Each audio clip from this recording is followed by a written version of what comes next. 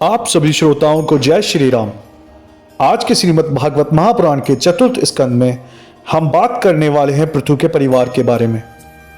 पृथु के स्वर्गस्थ होने के बाद उनका पुत्र विजिताश्व अंतर्धान राजा हुआ। उसने शिखंडिनी स्त्री से पाव, पवमान और सुचि 3 पुत्र पैदा किए तथा उसकी दूसरी पत्नी दूसरी भार्या नमस्वती से हविर्धान पुत्र उत्पन्न किया। फिर हविर्धान ने अपनी पत्नी से भैष्यद, गे, शुक्ल, कृष्ण, सत्य और जितव्रत 6 पुत्र उत्पन्न किए। इनमें सबसे बड़े पुत्र बहुत ही कर्मकांडी थे और उन्होंने अपने यज्ञों से देवताओं तक को प्रसन्न कर दिया था। उन्होंने ब्रह्मा जी के कहने से समुद्र की पुत्री शत्रुद्रुति से विवाह किया। फिर उससे उनके 10 पुत्र उत्पन्न हुए। इन सब पुत्रों का आचरण एक जैसा था, बिल्कुल समान था, इसलिए इनका नाम प्रचेतस पड़ा। पिता के द्वारा प्राप्त आयु में संतान की उत्पत्ति के लिए कहने पर वे सब एक साथ वन में तप करने के लिए चले गए। उनके तप से प्रसन्न होकर भगवान शंकर उनके सामने प्रकट हुए और उन प्रचेताओं को परम वैष्णव मानकर उनकी प्रशंसा की और कहा कि विष्णु के भक्त भी उन्हें प्रिय हैं। फिर शंकर ने भगवान विष्णु को प्रसन्न करने के लिए विष्णु स्तोत्र प्रकाशित किया। इस अलौकिक स्तोत्र में विष्णु के दिव्य स्वरूप का, उनकी कीर्ति और महिमा का सुंदर गान किया है। इसी का नाम रुद्र गीता है। शिव जी ने कहा, हे राजकुमारों, जो व्यक्ति अपने सच्चे मन से विष्णु स्तोत्र का पाठ करके उनके सुंदर स्वरूप पर आसक्त हो जाता है वह सार रूप को प्राप्त कर लेता है, क्योंकि विष्णु सार रूप है और सबके आराध्य हैं। यह कहकर शिव जी अंतर्धान हो गए और प्रचेतस कमर तक जल में रहकर 10,000 वर्ष तक स्तोत्र की विधि से विष्णु की आराधना करते रहे। नारद जी ने प्रचेताओं के पिता के पास जाकर उनसे राजकाज छोड़ने और मोक्ष प्राप्त करने का उपदेश दिया। नारद जी ने बहिर्षद के संशयग्रस्त होने पर उन्हें सचेत करने के लिए उनके द्वारा और उनके किए गए कर्मों का परिणाम अपने योग बल से उन्हें दिखाया और उन्हें एक प्राचीन पुरजन का इतिहास सुनाया। उन्होंने कहा कि एक समय भोगानंदी और विषयी पुरंजन देश देशांतर में घूमकर विषयों का उपभोग करता था। एक बार वह हिमालय की तराई में पहुंच गया और अपने रहने के लिए उपयुक्त स्थान ढूंढने लगा। पुरंजन को वहां एक सुंदर नगरी दिखाई दी और उस नगरी में उसने घूमती हुई एक स्त्री को देखा। उस युवती के 5 सिरों वाला द्वारपाल के रूप में एक सर्प था और 10 सेवक थे। वह नवयौवना अत्यंत मादक थी। पुरंजन उसे देखकर उसकी मोहक चेष्टाओं में जकड़ा गया। उसके रूप पर आसक्त होकर उसने उसे पूछा, क्या वह किसी की पत्नी है या साक्षात लक्ष्मी है? फिर पुरंजन ने अपने गुणों का परिचय दिया और उसके समक्ष विवाह का प्रस्ताव रखा। उस रमणी ने उसे स्वीकार कर लिया और हजारों वर्ष तक वे आनंद का उपभोग करते रहे। एक बार पुरंजन आखेट के लिए गया और वहां उसमें इतना प्रवृत्त हो गया कि अपनी पत्नी का भी उसे ध्यान तक नहीं रहा। वह उसके वियोग में दुखी रहने लगी। जब बहुत दिनों बाद लौटा तो उसने खुशामद करके अपनी पत्नी को प्रसन्न किया और फिर से वासना पूर्ति में ही समय बिताने लगा। इस तरह उसने सारा जीवन पुत्र पुत्रियों को उत्पन्न करने में ही बिता दिया। बुढ़ापा आने पर उसने यज्ञ करके अपना उद्धार करना चाहा, लेकिन सकाम कर्म से उद्धार नहीं होता। फिर उसने काम से विरक्त होने के लिए पत्नी को अलग कर दिया और पत्नी ने पति का कहना मान लिया, लेकिन उसके वियोग में वह पागल होकर फिर से भोग विलास में लीन हो गया। पुरंजन के बुढ़ापे को देखकर गंधर्व राजा चंडवेग और यवनराज ने उस पर धावा बोल दिया। पुरंजन कुछ समय तक तो उनसे लड़ा, पर बाद में उसकी शक्ति समाप्त हो गई, क्योंकि यवनराज के साथ उसकी सहायक काल कन्या थी और काल के आगे किसी का वश नहीं चलता है।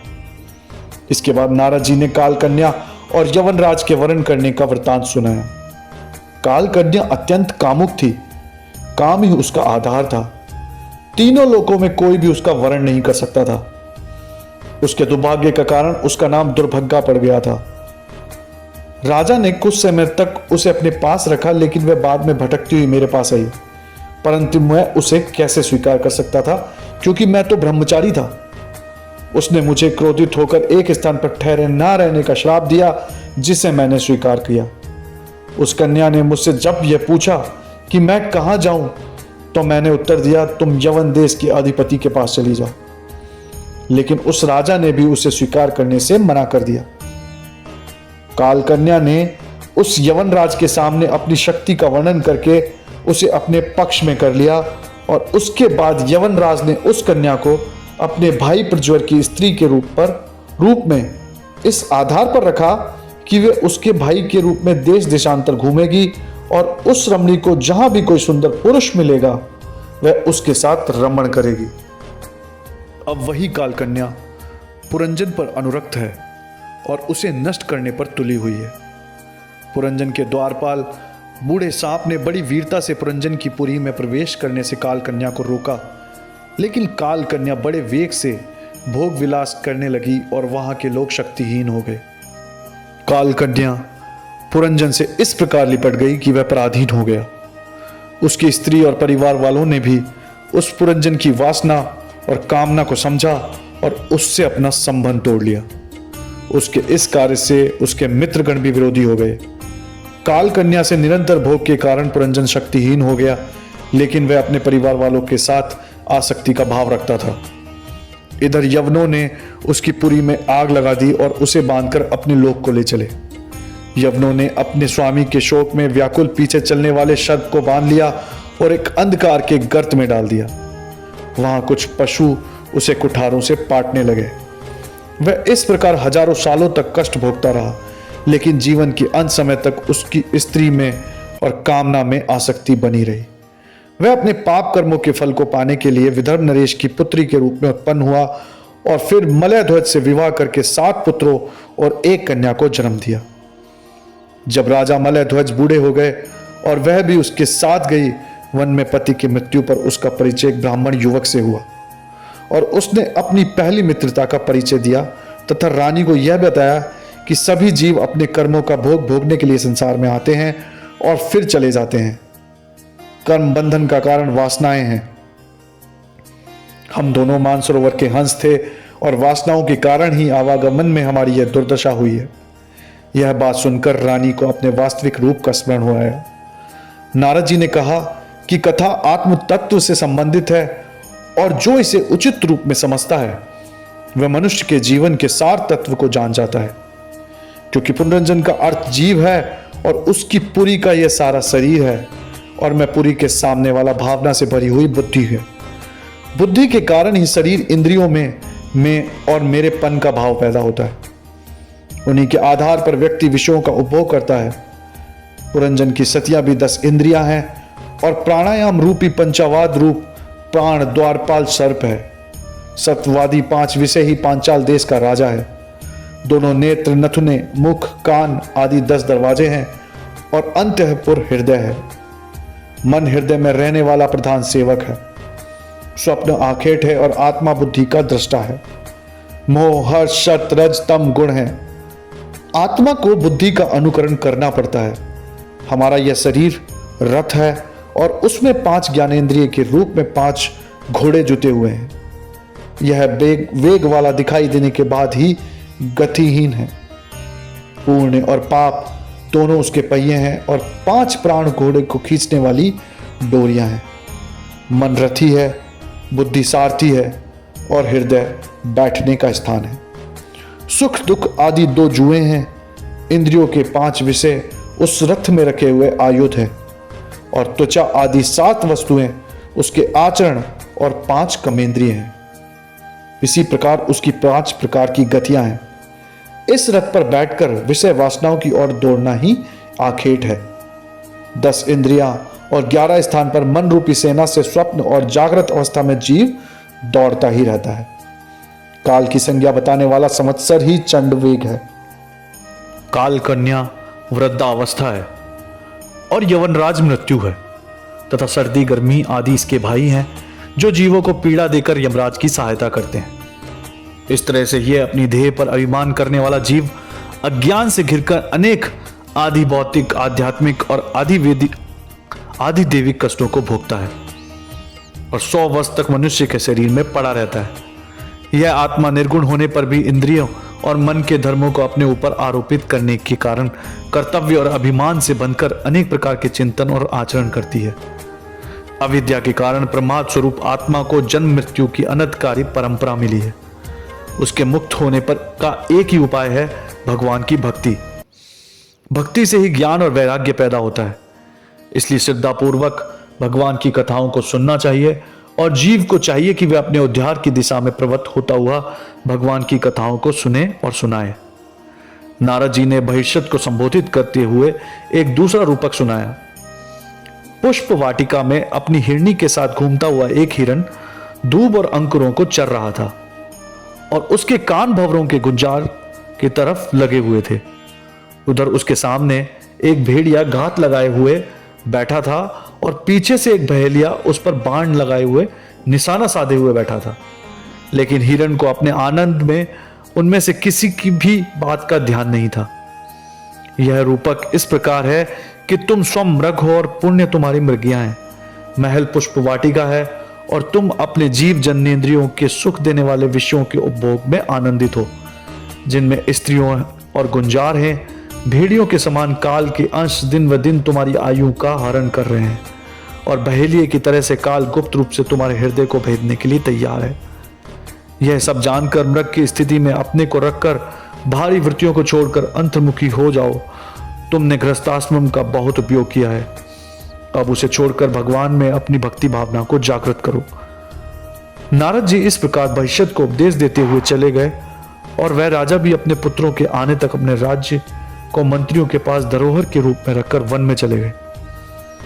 कपिल जी के आश्रम में जाकर उन्होंने कठोर तप किया और फिर शरीर का त्याग करने पर भगवान विष्णु के परम पद को प्राप्त किया। विदुर जी ने मैत्रेय जी से कहा कि मुझे प्रचेता सागरों के आगे के वृतांत को बताइए कि जब वे पुत्र की प्राप्ति के लिए वन में चले गए थे।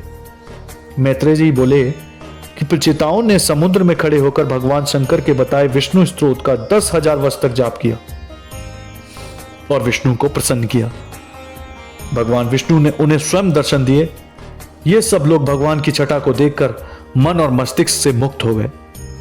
उन्होंने प्रचेताओं से वर मांगने के लिए कहा और उन्हें आशीर्वाद दिया कि संध्या के समय जो तुम्हें स्मरण करेगा वे अपने बंधुओं को प्रेम करने वाला होगा।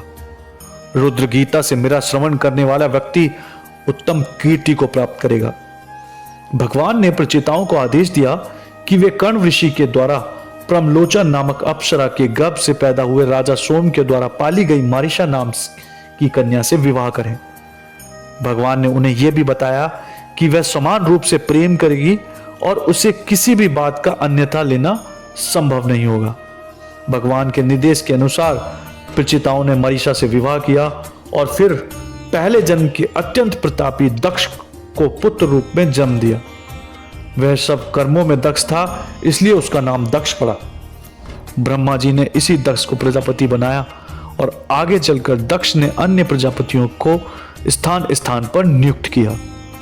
बहुत समय तक गृहस्थ का सुख भोगने के बाद प्रचेताओं को यह अनुभव हुआ कि अब तपस्या करें।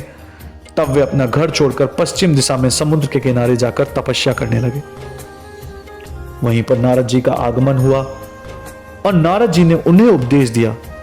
नारद जी ने बताया कि मनुष्य का जन्म 3 प्रकार से होता है, माता पिता के द्वारा, यज्ञोपवीत संस्कार के द्वारा और यज्ञ संस्कार के द्वारा। इन तीनों को सार्थक बनाने के लिए भगवान विष्णु की भक्ति अपेक्षित है। विष्णु की भक्ति के बिना तप, यज्ञ, वेद पाठ सब व्यर्थ हैं, क्योंकि अज्ञान के अंधकार में विष्णु की भक्ति ही एकमात्र प्रकाश है। उसी से आत्मस्वरूप की अनुभूति मिल सकती है। विष्णु ही जीवन को आवागमन से मुक्त कर सकते हैं। इसलिए हे प्रचेताओं, सबका उपकार करने वाले विष्णु भगवान के चरणों में अपना मन केंद्रित करो। यह सुनकर सभी प्रचेता विष्णु की भक्ति में लीन हो गए। सुखदेव जी बोले, हे परीक्षित, मैंने यह वृत्तांत आपको सुनाया। मैत्रेय जी से यह आख्यान विदुर जी ने सुना था और वह धन्य हो गए थे। विदुर जी ने सुखदेव जी के प्रति आभार प्रकट किया और हस्तिनापुर चले आए।